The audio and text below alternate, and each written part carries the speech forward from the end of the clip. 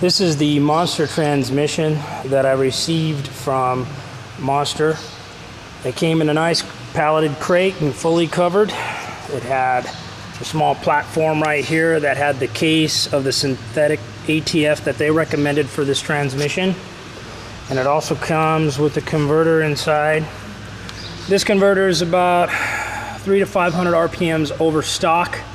And the reason why I went with that is my off-road vehicle runs 48 gears and tends to reach a higher RPM range much faster than stock. This is my 4x4 of choice. It's a 1988 GMC Jimmy. It served me very, very well. I know for a fact the person I purchased this truck from, the transmission had been gone through twice. One from a small transmission shop local to his hometown, and the other was actually a GMAC remanufactured transmission. The transmission held up in my truck very well for a long time. I've actually had this thing for 3 years now, and one of the things I installed to help it last, of course, was a transmission cooler with an electric fan and thermostat.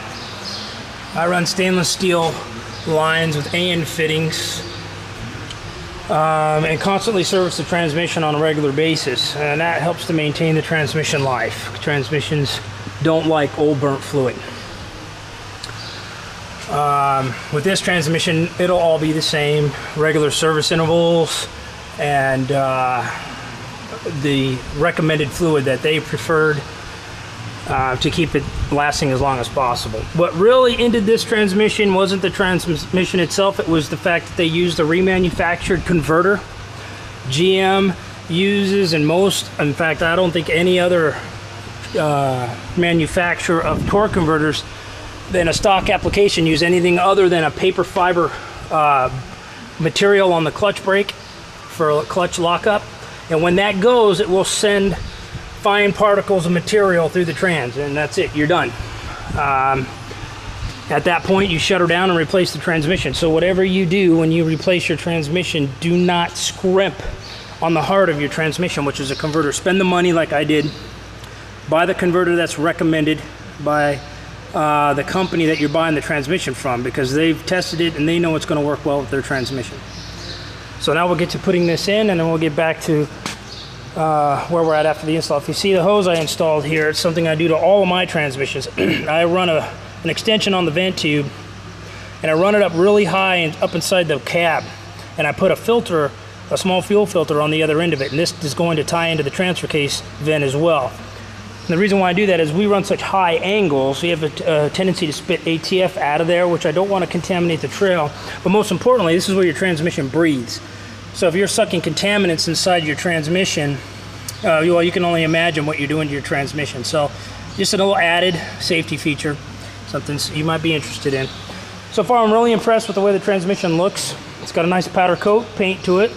They've ground and cleaned up all the flanges, which I don't know anybody that does that unless you're buying a really expensive transmission from a company that you're having custom built for you. So, so far I'm very impressed with what I see. So we'll get it in there and then we'll go from there. All right, one last quick shot with the video camera. Got her mounted on the trans jack, and we're gonna go ahead and install her now. So the last time you get to see a shot of her like that. So.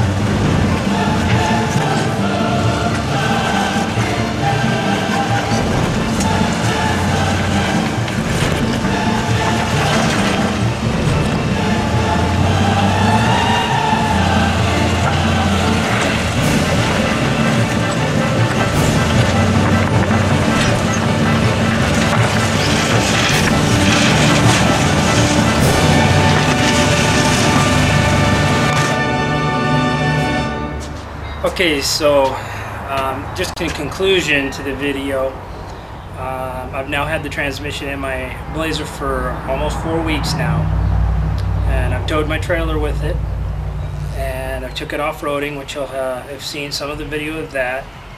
And in the short amount of time that I've had it in the truck, I've been very, very happy with the transmission.